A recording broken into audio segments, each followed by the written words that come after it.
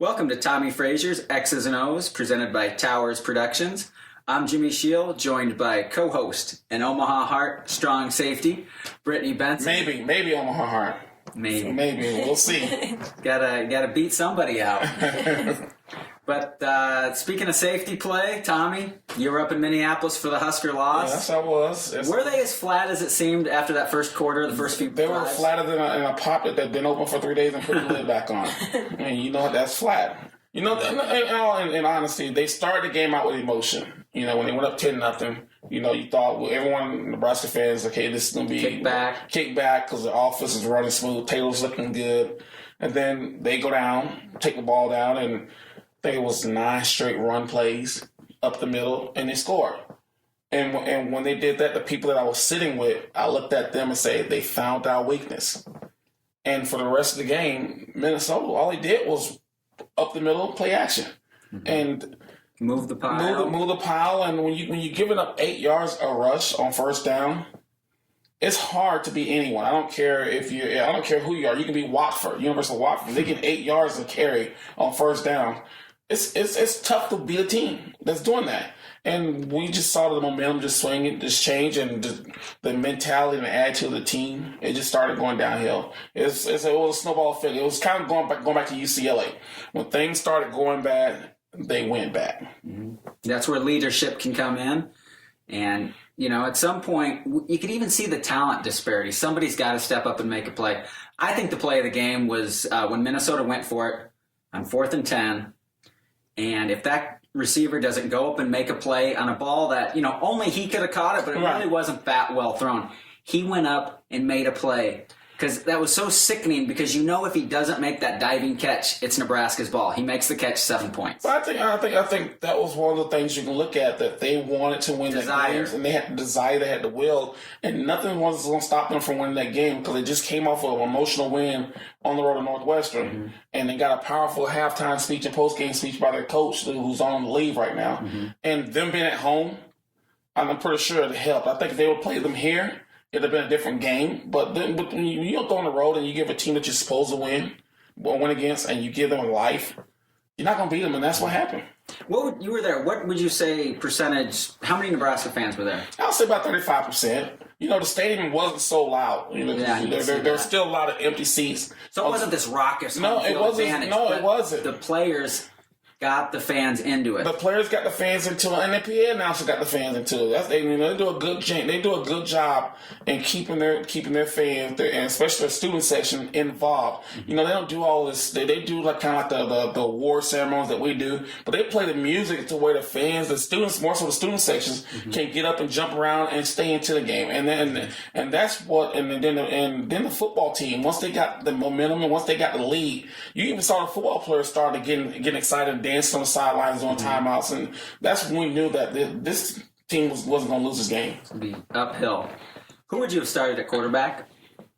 Well, even before the game. It goes back to even before the game. You know, if Taylor was 100%, and I thought that when they made a statement that we're not going to play Taylor unless he's 100%. You know, so when he started the game, and then that Lord let me know that, okay, he's 100%, which he should have started. Now, hindsight's 2020, because now you find out that he wasn't healthy. So when things started going downhill, in my opinion, the thing that should have happened was go ahead and insert Tommy Armstrong or Ron Kellogg the third in there, just so Taylor can calm down and look at it from a different position, from the sideline a little bit, to see what's actually going on, because he's been out 4 weeks. Yeah. So game speed and tempo, he's not there. Mm-hmm. You know, so it's one of those deals to where put the other guys in, because even Taylor said in his post-game press conference that he thought Tommy was going to play, and he didn't. So I blame that a little bit on the coaches, that you got to understand what players bring, and if Taylor wasn't playing the way he should have been playing, then you got to get somebody to spell him a little bit. Mm-hmm. Brittany, anything on that topic from our social media? Yeah, you know, they're wondering, how soon would you have pulled Taylor? When did you think was the right time? That if we would have pulled him, the momentum might have switched, and it would have been the time to put it. Well, I don't know. I still feel that you got to get your backup guy in the game early. You know, so even when the score was 10-7, maybe and we started faltering a little bit then. I felt that maybe that was the time to go ahead and put Tommie in there just to give Taylor a break because he wasn't in football shape, and you could tell. And then give Tommie a series or two. If things go well, now you know that okay, he's ready to play. So you put Taylor back in there, and he stays not effective. Go back to Tommie. So I mean, you put him in. You still got to get the guy early reps from the game is still on the line because you can't put a guy in there when the game is over with and say, okay, now go out there and try to and do something because it's not the same tempo. It's not the same effectiveness. So I felt they should have played Tommie early. And just no for no other reason that he is the backup. I think he earned to play. He deserved to play. Even Ron Kellogg III should have played some. Mm-hmm. But I'm not the one who's making those calls. And you can go back and second guess yourself now, and you have a game plan that at the end of the day, the right guys didn't play the games. You're watching Tommie Frazier's X's and O's, presented by Towers Productions.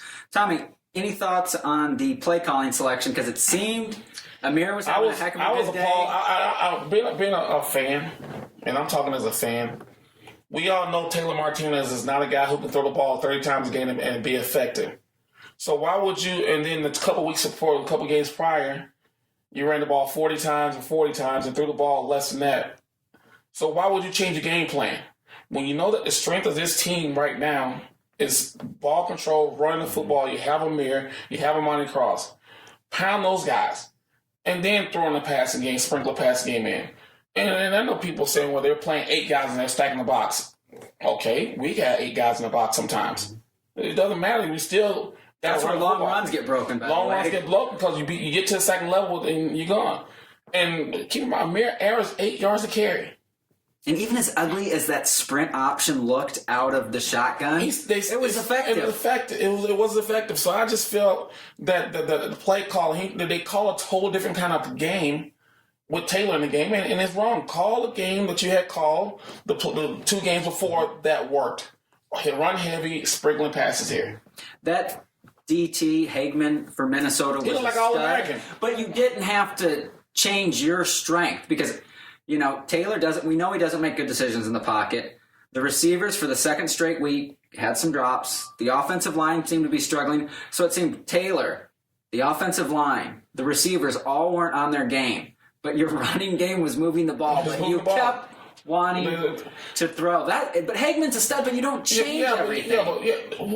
Then you find ways to block him. Well, they were when they were running. You find ways to block him, but you don't put him in a situation to where he's one-on-one in the passing game, and now he's attacking upfield. Mike Modi had a tough time. And so at the end of the day, I just felt that if Taylor can't do the things that he's supposed to do and keep the offense moving on rhythm, then he's maybe not the guy.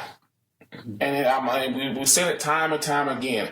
And even the coaches said that the last couple of games, the offense has run a lot smoother with the 2 quarterback situation system that they had. And now you play one guy, and look what happened. Mm-hmm. So don't overthink what you're doing. Mm-hmm. If it worked 2 games prior, I didn't think Minnesota's offense was better than Illinois. So why not do it? I think Minnesota's defense, was a little better than Illinois. A little bit, but with that one guy in the middle. With the one guy in the middle, but overall, to me, it's the same neighborhood. So you gotta go and stick with what works, and they got away from that. I think one thing is this coaching staff tries to send out so many signals. They said, all 3 are going to play. And looking back, that was Bo thinking, okay, Minnesota's going to prepare for all 3 now.